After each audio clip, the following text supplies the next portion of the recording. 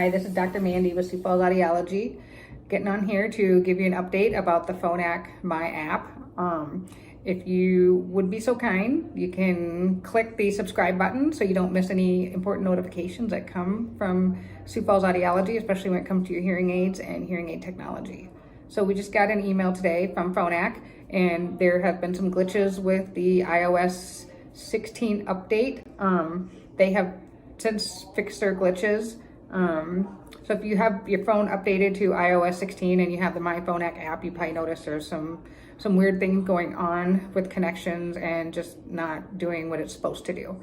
So this new update with Phonak is going to be pushed out in the next 48 hours on the My Phonak app. It is going to fix the connection issues with the Audiology Direct and any other Bluetooth hearing aids that you have with Phonak. So Android 13 is now available on Google, so you can also do the Android 13 OS update, and it is highly recommended that the Google Pixel users 4 and higher upgrade to the Android 13. Phonak has discovered a higher than normal battery drain if you don't do the update.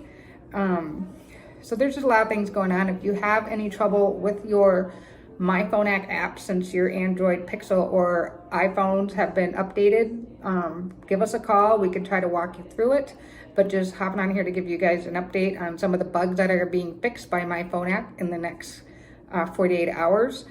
This app may be done automatically without you knowing if you have automatic updates set on your app store. If you don't have it set, then you might manually have to push that out. Again, this is Dr. Mandy. Give us a call if you have any questions, 605-306-3050. We are here to help.